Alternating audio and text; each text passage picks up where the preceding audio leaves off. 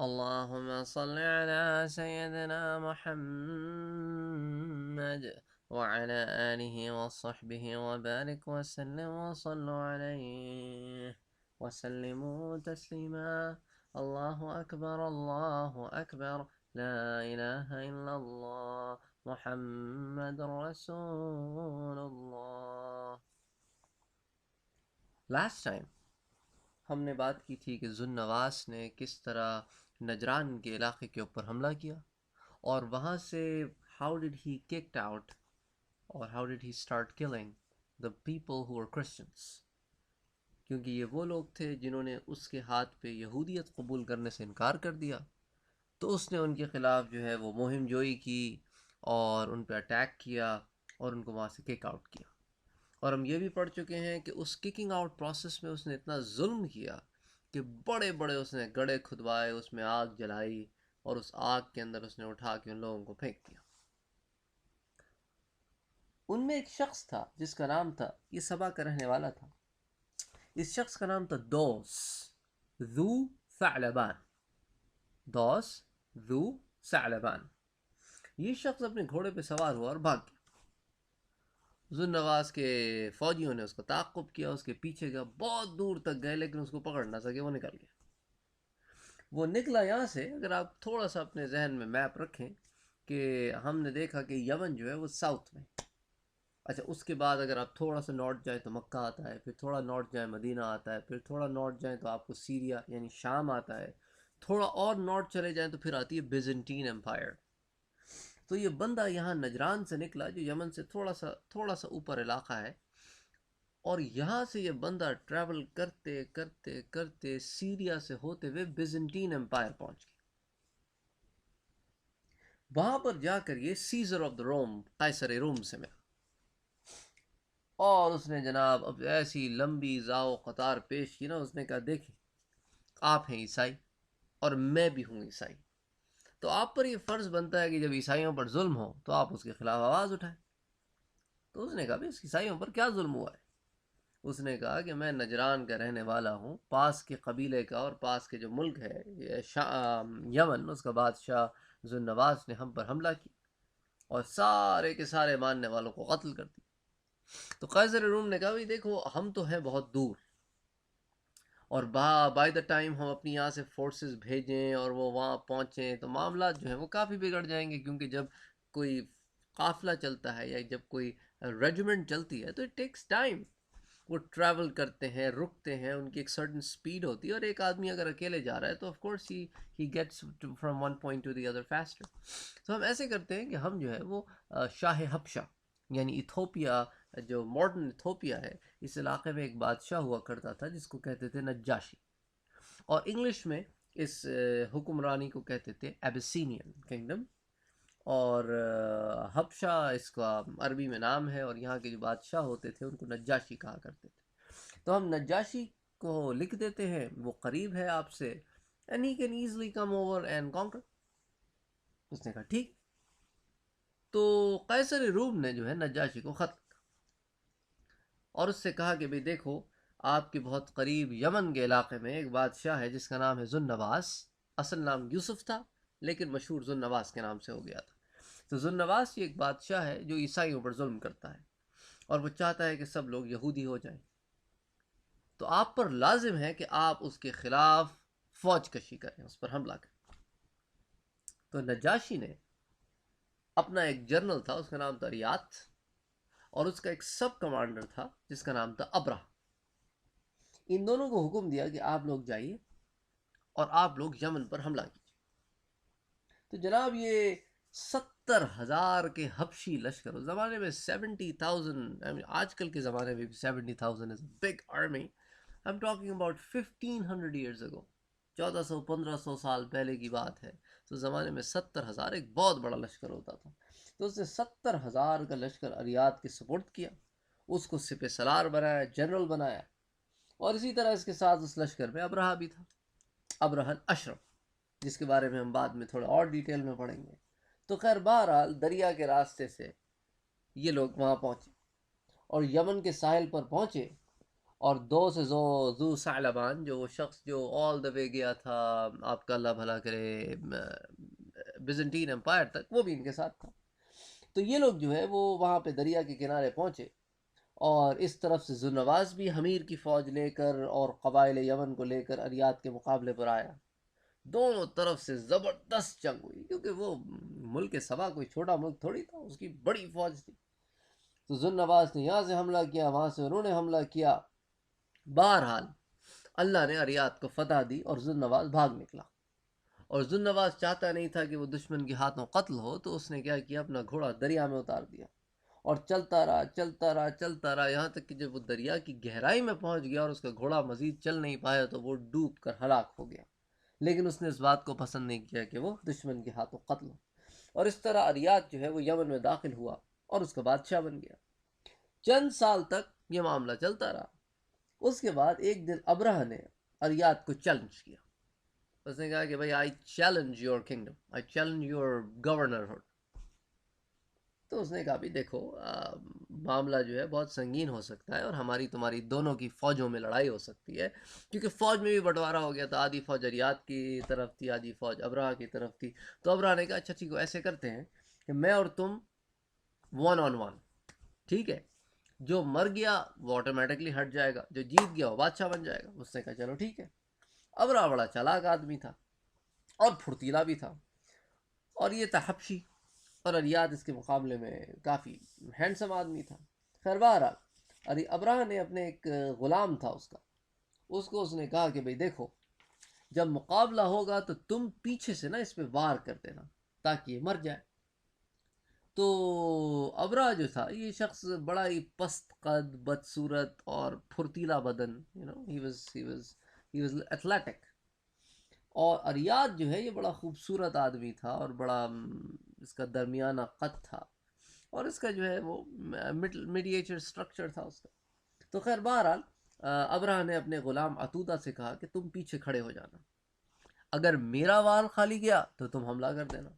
تو اریاد نے جب حملہ کیا ابرہہ پر تو اس کا وار جو ہے وہ خالی چلا گیا، لیکن ابرہہ کی ناک کٹ گئی، جس کی وجہ سے اس کو کہنے لگے ابرہہ الاشرم، یعنی ناک کٹا ابرہہ۔ اور ابرہہ جو نے جب وار کیا تو اس کا وار خالی گیا، لیکن جب اس کے غلام نے پیچھے سے وار کیا تو اریاد کو قتل کر دیا۔ تو اس طرح اریاد مارا گیا، اور معاہدے کے مطابق اریاد کا جتنا بھی لشکر تھا وہ ابرہہ کے سپرد آ گیا، اور ابرہہ جو وہ حاکم بن گیا۔ اچھا، جب اس بات کی خبر نجاشی کو پڑی جو حبشے کا بادشاہ تھا، تو اس کو بڑا غصہ آیا کہ بھئی میرے گورنر کو ایک آدمی نے قتل کر دی، بھلا یہ بھی کوئی بات ہے کہ نا میں ایک شخص کو گورنر بناؤں، میں بادشاہ ہوں، اور ایک عام آدمی اٹھے اور اس کو قتل کر دے۔ تو اس نے کہا کہ میں جو ہوں نا اس شخص کی جو ہے نا سر سمیت اس کے بالوں کو نا میں مٹی میں پلید کروں گا یمن کی۔ ابرہہ کو جب یہ بات پتہ چلی تو بڑا تیز آدمی تھا، اس نے کیا کیا، اس نے جو ہے نا ایک پیالہ منگایا، اس میں یمن کی مٹی لی اور اپنے سر کے سارے بال منڈا کے نا اس کے اندر رکھ دیے اور بادشاہ کو بھیج دیا۔ کہتے ہیں حضور آپ ناراض نہ ہو، یہ رہی یمن کی مٹی، یہ رہا میرا سر کے بال، آپ کی قسم پوری ہو گئی۔ اب بادشاہ بھی کیا کہتا ہے تو بڑا تیز آدمی۔ تو اس کے بعد اس نے کہا حضور آپ ناراض نہ ہوں، میں نے اتنا بڑا ایک کلیسا بنایا نا، ایک عبادت گاہ بنائی ہے عیسائیوں کی، اس کو کلیسا یا چرچ کہہ لیں آپ، یا کیتھیڈرل کہہ لیں، اس کو میں نے نا اتنا بڑا کیتھیڈرل بنایا ہے جناب یمن میں، کہ اتنا بڑا کیتھیڈرل اس پورے علاقے میں کہیں نہیں۔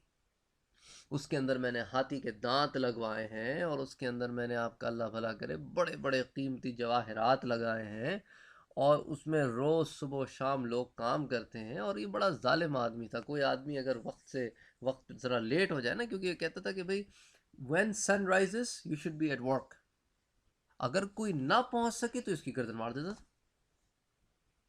تو اس طرح یہ آدمی نے ظلم کے تحت یہ اتنا بڑا اسٹرکچر کھڑا کیا، اور یہ چاہتا تھا کہ تمام اطراف کے جتنے بھی لوگ ہیں وہ یہاں کی عبادت کریں۔ لیکن جتنے عرب تھے جو کہ کرسچنز نہیں تھے، جو جوش نہیں تھے، جو اور کسی یعنی آگ پرست نہیں تھے، یا کسی یعنی جو آئیڈل ورشپرز تھے، وہ سارے کے سارے مکہ جاتے تھے۔ اور اس کو یہ بات بہت بری لگتی تھی، یہ کہتا تھا کہ یار دیکھو اتنا بڑا کیتھیڈرل میں نے بنایا ہے اور یہ سارے جاتے ہیں وہاں پہ۔ تو ابرہہ نے کیا کیا، اس نے کہا کہ بھئی ٹھیک ہے، اب آج سے آپ پر پابندی ہے، کوئی عرب مکے نہیں جائے گا، مکے کے بجائے سب یہاں آیا کریں گے اور یہاں آ کر عبادت کیا کریں گے. And this should be the centre of attraction, not the Mecca. تو اس زمانے میں ایک قبیلہ ہوا کرتا تھا، اس قبیلے کا کام یہ تھا کہ یہ حرام اور حلال مہینوں سے کھیلتے تھے. عربوں میں 4 مہینے تھے حرمت کے یا حرام مہینے، جن میں جنگ نہیں ہو سکتی تھی. تو ان میں جنگ کرنا عربوں پہ حرام تھا، تو ایک دوسرے کو مارتے بھی نہیں تھے، بڑے بڑے پیس سے ایک دوسرے کے ساتھ رہتے تھے.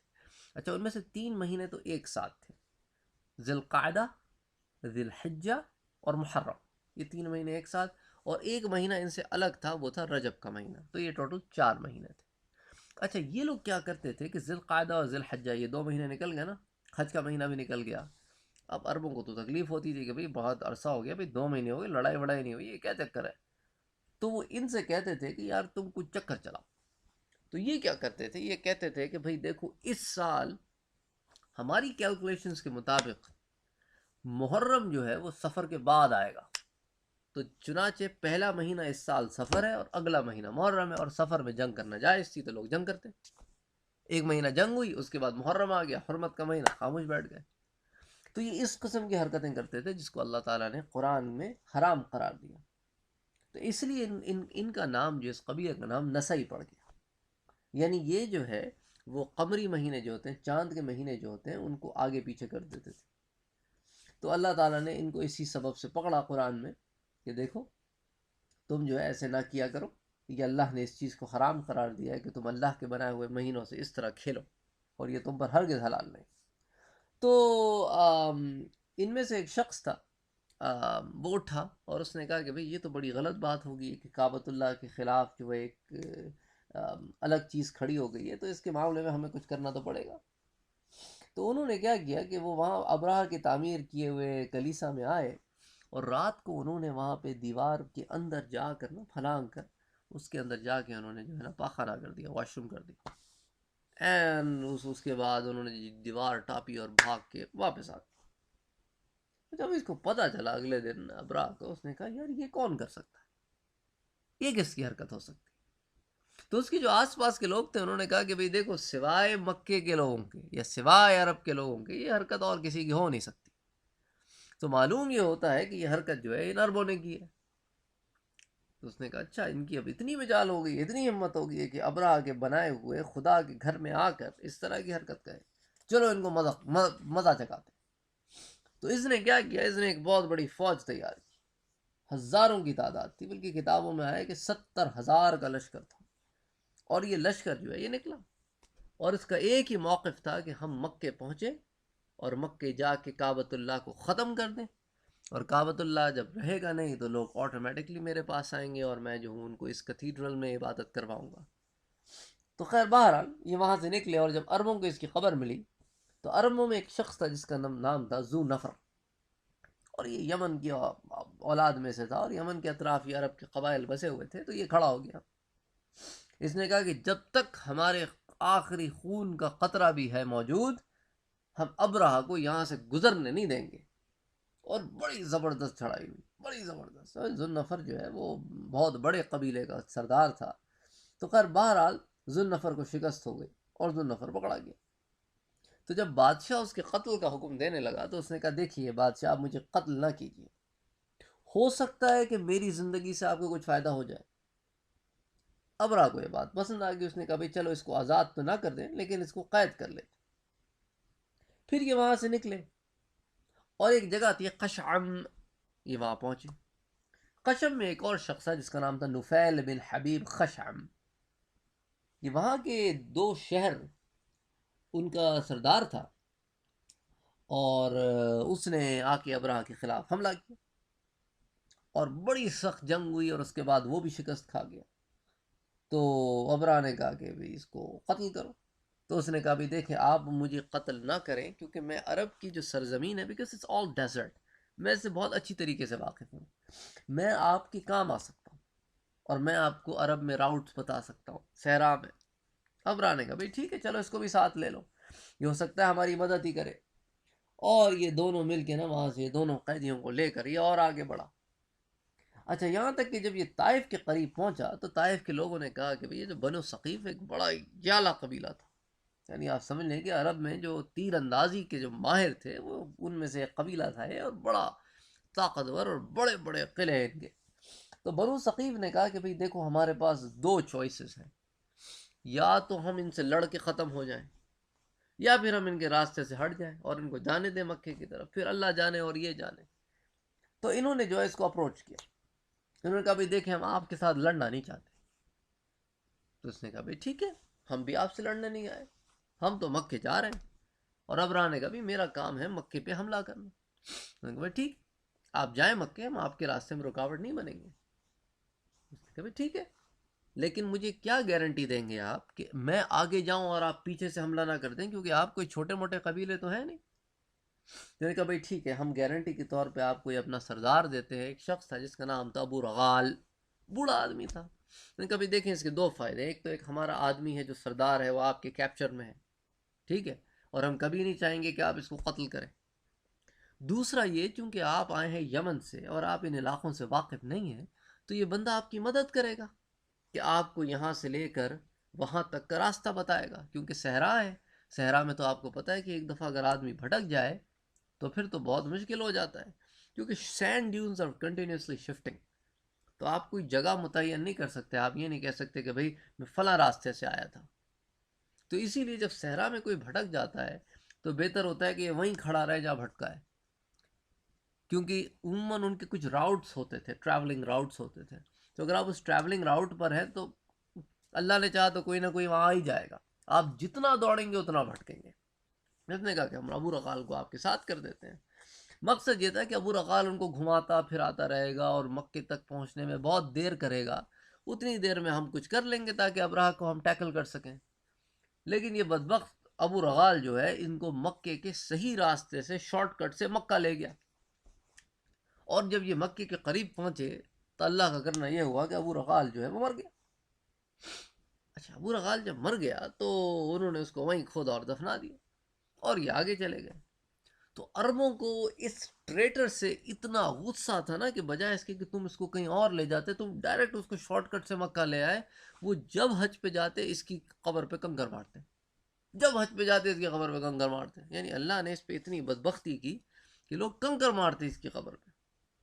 تو خیر بہرحال یہ آگے بڑھا اور آگے بڑھا یہاں تک کہ مکے کے قریب پہنچ گیا، تو اس نے دیکھا کہ لوگ کے مویشی، آپ سمجھ لیں cattles like in the form of camels and goats, یہ جو ہے وہ وہاں پہ چل رہے ہیں، تو اس نے وہ قبضے میں لے۔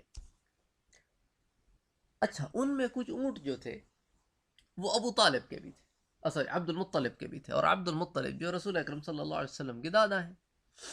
اچھا ہم کسی اور لیکچر میں انشاءاللہ وہ اس کڑی کو کمپلیٹ کریں گے مکے کی، کہ حضرت اسماعیل علیہ السلام کی اولاد میں عبد المطلب سے پہلے جو آپ کے انسسٹرز گزرے ہیں اللہ کے رسول صلی اللہ علیہ وآلہ وسلم کے، وہ تھوڑے سے کون کون تھے اور ان کے تھوڑے تھوڑے سے حالات، تاکہ آپ اس سیٹ اپ کو سمجھ سکیں جس تاریخی پس منظر میں ہم ان تمام چیزوں کو انشاءاللہ رسول اکرم صلی اللہ علیہ وسلم کی زندگی میں پڑھیں گے۔ تو خیر بہرحال I'm just bringing Abdul Muttalib to complete this part of the story۔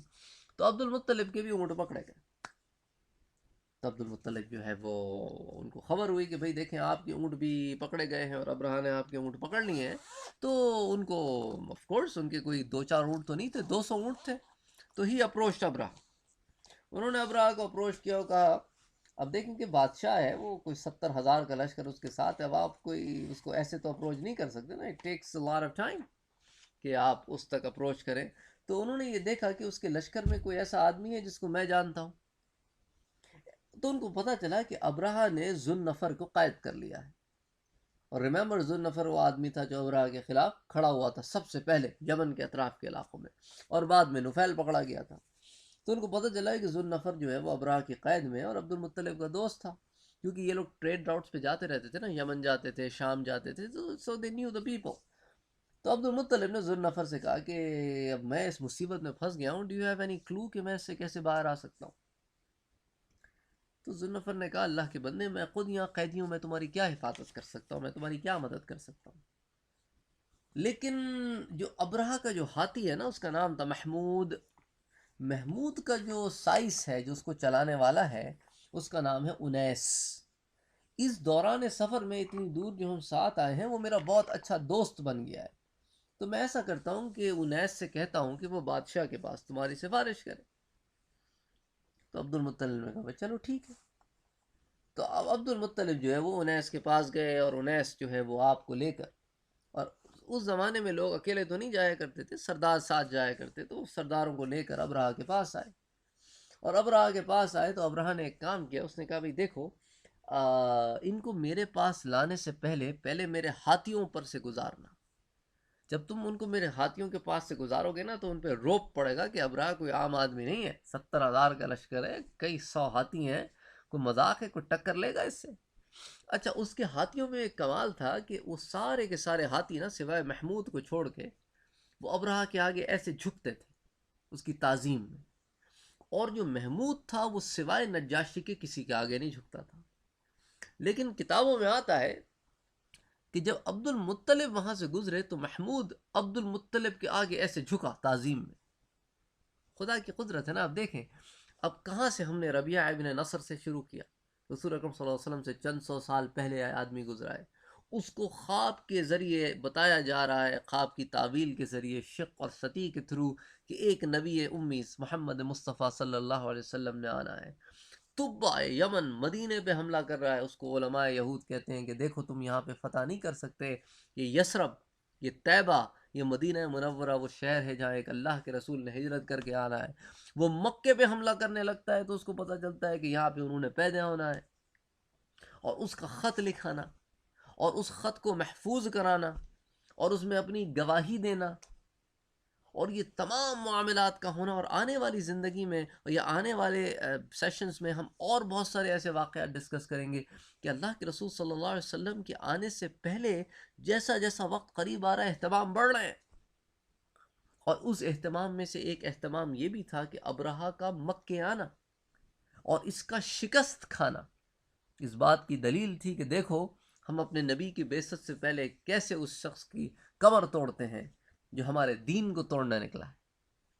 تو خیر بہرحال ابرہہ کو جب پتہ چلا کہ محمود نے عبد المطلب کے آگے تعظیماً سر جھکایا ہے تو اس پہ تو بڑا روب پڑا.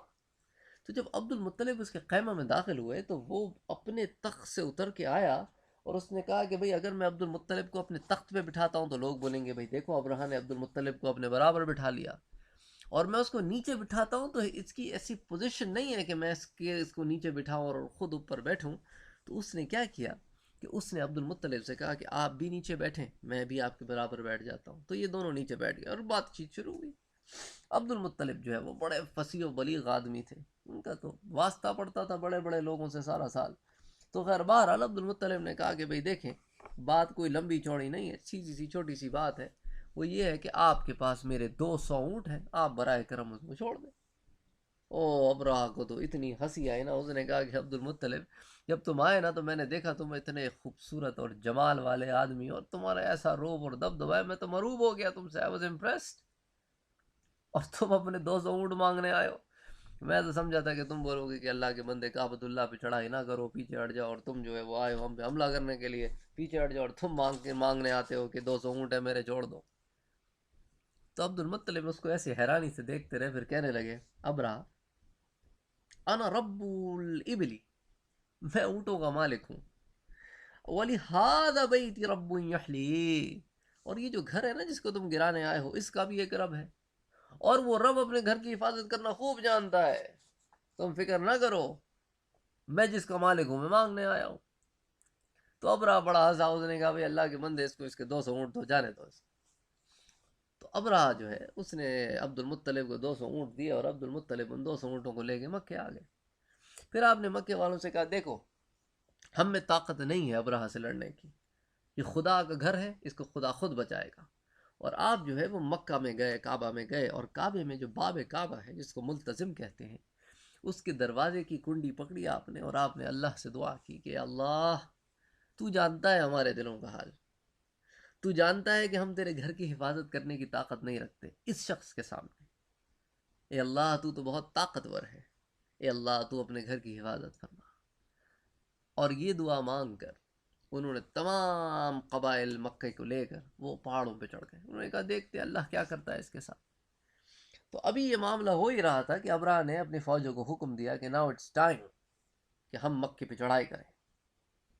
تو چلو اپنے اپنے ہاتھیوں کو تیار کرو اور لشکر تیار کرو. جب لشکر تیار ہو گئے اور محمود تیار ہو گیا تو محمود جب کھڑا ہوا تو نفیل جو دوسرا سردار تھا جو پکڑا گیا تھا وہ آ کر اس نے محمود کے کان کو پکڑ لیا اور کہا کہ اے محمود بیٹھ جا, جہاں سے آیا ہے اسی طرف کو لوٹ جا, کیونکہ تو بلد الحرام کی طرف مڑ رہا ہے. اور یہ کہہ کر اس نے اس کا کان چھوڑا اور دور جا کر جو ہے ایک ٹیلے کے اوپر چڑھ کے بیٹھ گیا, اور یہ یہاں سے بھاگا اور ہاتھی بیٹھ گیا. اب انیس پریشان, ابرہہ پریشان, ہاتھی کو اٹھاتے ہیں ہاتھی اٹھتا نہیں, اس کو خنجر مارتے ہیں, نیزے مارتے ہیں, چباتے ہیں, وہ اٹھتا ہی نہیں. اور اس کو اٹھا کر اس کا رخ اگر جو ہے نا مکے سے دور کر دیں تو وہ اٹھ جاتا ہے. اچھا یمن کی طرف کریں وہ چلتا ہے, اور کسی ڈائریکشن میں کریں وہ چلتا ہے, صرف مکے کی طرف کریں تو بیٹھ جاتا ہے. وہ ابھی اسی اسنا میں تھے کہ اللہ کا حکم ہوا اور مشرق کی اثر ایک پہاڑوں کی طرف سے مکے کی اللہ تعالیٰ نے کچھ چند پرندے بھیجے, جن پرندوں کو اللہ نے قرآن میں بھی ذکر کیا, جن کا نام ابابیل ہے. بہت سارے لوگوں نے سیرت کی کتابوں میں, تفسیر کی کتابوں میں ان کے عجیب عجیب حلیے بیان کیے ہیں. بہرحال ہم اس ڈیٹیل میں نہیں جائیں گے, انشاءاللہ اللہ نے چاہا ہم کبھی سورۃ الفیل کو تفسیر میں جب ڈسکس کریں گے تو اللہ نے چاہا تو ہم ان تمام تفصیلات کو ذکر کریں گے. تو ابھی ہم وہاں ان تفصیلات میں نہیں جاتے ہیں, وہ ہم تفسیر میں انشاءاللہ ڈسکس کریں گے. تو خیر بہرحال اللہ نے ابابیل بھیجے, اور ابابیل کی یہ عالم تھا کہ ان میں ہر ایک پرندے کے پاس 3 سنگ ریزے, یعنی آپ سمجھ لیں پیبلز تھے. اور وہ پیبلز ایسے تھے کہ ان کے چونچ میں ایک اور 2 پنجوں میں نا, ہر پنجے میں ایک ایک تھا. And they use to drop it, اور جب وہ کسی کے اوپر پڑتا تھا نا تو وہ اسی وقت ہلاک ہو جاتا تھا, اور جو اس سے بچ جاتا تھا اس پہ اللہ ایسی بیماریاں مسلط کرتا تھا کہ وہ ان بیماریوں سے مر جاتا تھا. اور اسی واقعے کو اللہ تعالیٰ نے سورہ فیل میں کور کیا ہے. بسم اللہ الرحمن الرحیم.